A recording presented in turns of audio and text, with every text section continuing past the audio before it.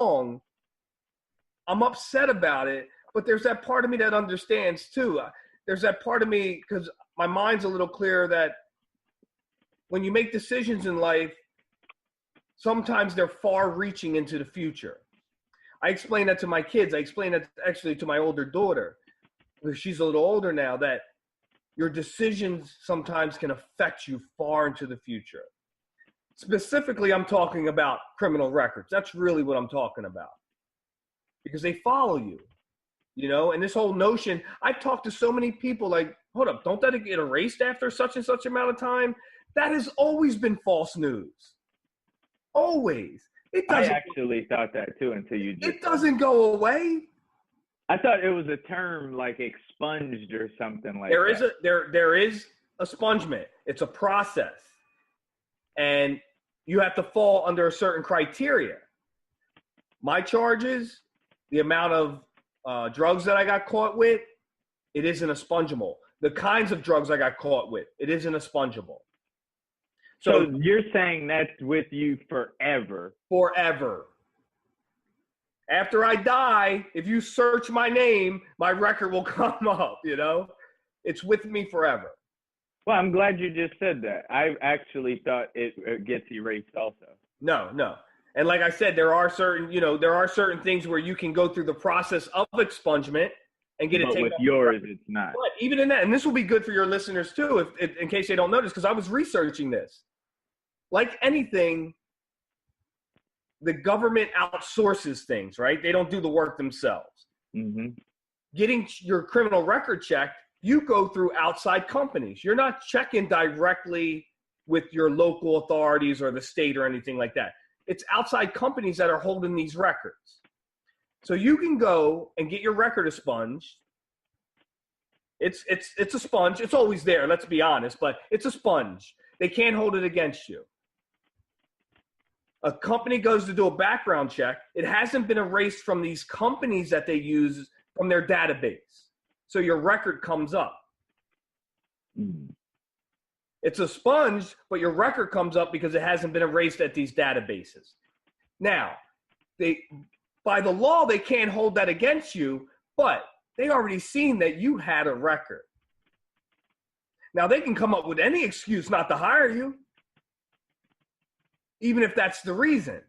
Because once they see the record, the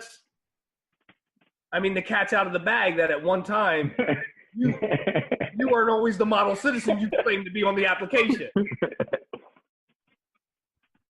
And I learned that in my research, that when you get your record expunged, you have to get your lawyer to send a notice to these, like the top companies that are used for background checks, to make sure that gets erased from the database. So you don't have that kind of problem happening. You go to apply for a job and your record still pops up.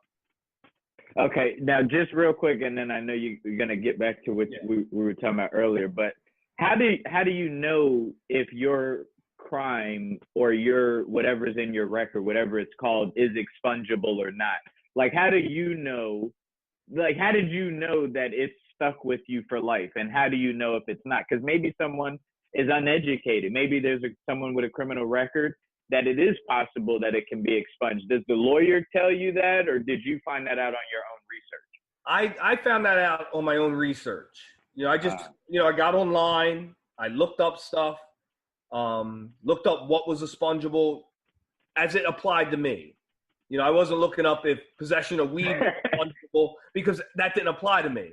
I was looking up, coke, heroin, things like that, those kind of, so yeah, you can research that, or you go talk to a lawyer. If you're savvy enough, you can actually do the process yourself. You can get the paperwork and do it yourself. But you can also go through a lawyer. It'll cost you a little more, but you can also go through a lawyer. So, but that's just something to keep in mind. Like, when it gets expunged, you got to make sure these other companies are contacted, I don't know who they are, but, it'll still be there in their database. You think you're free and clear and you're applying for teaching jobs, and then all of a sudden it pops up, Mm-hmm. So, but the decisions I made, I understood, like intellectually, I understood that I made those decisions and I'm suffering the consequences. the other part of me was like, okay, when do we get past it? If you take a look at my record and you take the time to look at the dates, you'll see that it was a long time ago. It wasn't 50 years ago, but it was a long time ago. So one of two things has happened in my life. Either I've actually changed and become a better person, or I found a way around the law. It's only one of those two things. Now, if you look at my record, you can very objectively infer that I don't know my way around the law. Look at the dates on my record. You'll be like, yeah, this guy wasn't good at this. I didn't all of a sudden get good at selling drugs or anything. You know, what I did was I stopped selling drugs, I stopped using drugs, and I changed my life around. You know, and that's that time span between that last charge and where I'm at today, you know. So anyway, the Cigna healthcare thing happens. So I write up, when I was angry, I would write. So I sit down and I write this thing called life sentence. And you know what? I'll send it to you. I'll find it on my computer. I'll send it to you. So I sit up and I type up this thing, life sentence, you know, and I talk about this whole criminal record thing. And that how in some aspects, if you have a criminal record, it kind of lends to your credibility. Like if I could rap, nothing against rappers, but if I could rap, you know, it wouldn't bother me. It would be nothing, right? Mm-hmm. If I could throw a football like Michael Vick, right? You know, when you have the ability to generate millions for a company, your criminal record isn't a big deal, depending on what it is. But for the most part, it can be overlooked because you have the ability to generate millions for an interested person. I was just a regular guy looking for a different career. So it impacts me more so, you know. So I sat down and I typed this thing up, and I'm like, you know, hitting the keys, and I'm all angry, and I'm typing this thing up. So Anna, I was still married at the time. Anna sent it to Steve Keeley at Fox 29. And because I was shopping it around the different news agencies too, I was trying to garner interest in it, not only for me, but for what we're talking about now. Everybody with a criminal record that may be trying to get ahead in life. And it stops them every time. Like, nope, stops them at the door, you know? Or if they get their foot in the door, they're thrown back out just because of the criminal record. So Steve Keeley from Fox 29 contacts us via email, takes a little bit of interest in the story. I'm like, oh, this is great, you know? And then all of a sudden, nothing at all. It just goes dry. And the only thing I could think of is like, okay, I mentioned specifically Cooper Hospital and Cigna Healthcare. These are two conglomerates. These are giants. Who am I? Have they really done anything wrong? No, they haven't broken the law. They haven't really done anything wrong. I felt like they wronged me, but they haven't really done anything wrong. They just stopped someone with a criminal record from working at their establishment. So what could I really do? I really don't have any legal gripe or anything like that. You know, I just. So what do you think? Like, do you think this shouldn't be in the way that it is? And if like, how should it be? Yeah, it's a good question. I mean, it really is. Because I don't know. Because obviously you do want to look out for certain things, right? Do you want someone that's been convicted of fraud working around money? Maybe not. I don't know. But let's talk specific to me real quick. And this is how I see it. You look at my record, right? Everything's drug related. I'm open and honest with you. I tell you that, yes, I had a drug problem. I sold drugs to support my habit. I've been clean now for X amount of years. That's not my life anymore. You give me a job. You give me an opportunity. If there's ever a question, you know what my issue is. If there's ever a question to my behavior, something's missing from the closet, you suspect I did it because now I'm using drugs again, all you have to do is ask me to pee in a cup. That settles it. Because when you hire a human being When you date a human being, when you do anything with a human being, you take a risk if you don't know that person. My example is look at the things that happen in Wait, hold on. That's a good, I like that. I actually like that. And Okay. I would actually vote for that. But the question comes is, you said if for any reason that you suspect, because we're only talking about you, we're not talking about the fraud and people. No, we're talking about me. We're talking about you. Yes. So in the case, if I just randomly, let's say once a week, let's say I'm an asshole boss and just once a week, I say, yo, you know what? I think John's doing something, yo. Are you honestly saying, you said at any time, that's what you said.